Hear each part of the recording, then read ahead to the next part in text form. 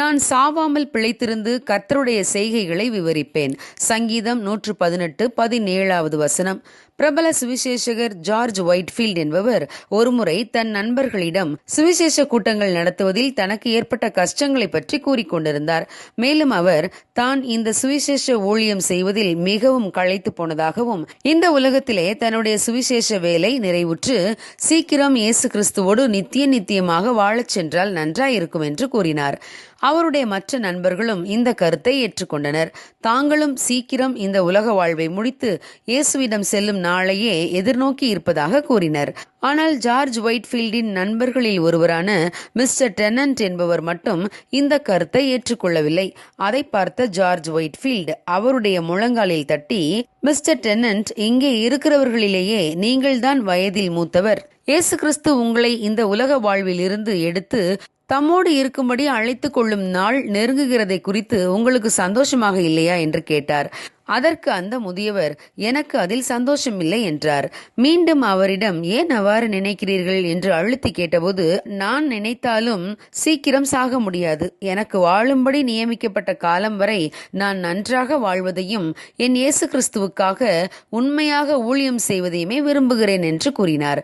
அதை கேட்ட சுவிசேஷகர் ஜார்ஜ் ஒயிட்ஃபீல்ட் தேவன் தன்னை மென்மையாக கடிந்து கொண்டார் என்று உணர்ந்தார். அதன் பின்பு அவர் தன்னை சுவிசேஷ பணியில் சந்தோஷத்தோடு ஈடுபடுத்திக் கொண்டார். ஆம் பிரியமானவர்களே, நம்மில் அநேகரும் இப்படித்தான் நினைக்கிறோம். இந்த உலக ஓட்டத்தை முடித்து இயேசுவின் சமூகத்தில் இளைப்பாறச் சென்றால் தாவிலை. இனி இந்த உலகத்தில் வாழ்வதால் என்ன பயன்? நான் இருந்து யாருக்கு என்ன பிரயோஜனம் என்று நினைக்கிறோம்.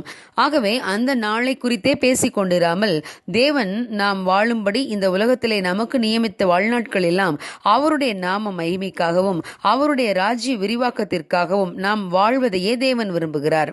சங்கீதக்காரன் 71வது சங்கீதம் 17 மற்றும் 18 வசனங்களிலே இவ்வாறு ஜெபிக்கிறார். தேவனே, என் சிறு வயது முதல் எனக்கு போதித்து வந்தீர். இதுவரைக்கும் உம்முடைய அதிசயங்களை அறிவித்து வந்தேன். இப்பொழுதும் தேவனே, இந்த சந்ததிக்கு உமது வல்லமையையும் வரப்போகிற யாவருக்கும் உமது பராக்கிரமத்தையும் நான் அறிவிக்கும் அளவும் முதிர் வயதும் நரைமயிரும் உள்ளவன் ஆகும் வரைக்கும் என்னை கைவிடீராக என்று ஜெபிக்கிறார். ஆம் பிரியமானவர்களே, இந்த உலகத்திலே தேவன் நம்மை வைத்திருக்கும் நாள் வரை தேவனுடைய வல்லமையையும் பராக்கிரமத்தையும் நாம் அறிவிக்க வேண்டும்.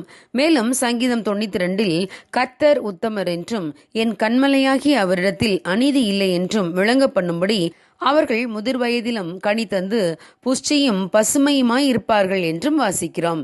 அப்போஸ்தலனாகிய பவுல், நான் தேகத்தை விட்டு பிரிந்து கிறிஸ்துவுடனே கூட இருக்க எனக்கு ஆசை உண்டு. அது அதிக நன்மையாய் இருக்கும். அப்படி இருந்தும் நான் சரீரத்தில் தரித்திருப்பது உங்களுக்கு அதிக அவசியம் என்று கூறினார். உங்கள் விசுவாசத்தின் வர்த்தனைக்காகவும் சந்தோஷத்துக்காகவும் நான் பிழைத்து உங்கள் அனைவரோடும் கூட இருப்பேன் என்று அறிந்திருக்கிறேன் என்று பிலிப்பியருக்கு எழுதின நிருபத்திலே கூறியிருக்கிறார். பிரியமானவர்களே, இனி நாமும் சாவை குறித்தே பேசிக் கொண்டிராமல் பிறருடைய பிரயோஜனத்துக்காகவும் தேவனுடைய ராஜ்ய விரிவாக்கத்திற்காகவும் பிழைத்திருப்பதையே விரும்புவோம். நம்முடைய காலங்கள் நம்முடைய கையில் இல்லை, தேவனுடைய கரத்தில் இருக்கிறது. எனவே தேவன் இந்த உலகத்தில் நம்மை ஜீவனோடு வைத்திருக்கும் நாள் வரை உற்சாகமாய் அவர் பணி செய்வோம். நம் கடமைகளை நிறைவேற்றுவோம். God bless you. Have a good week ahead.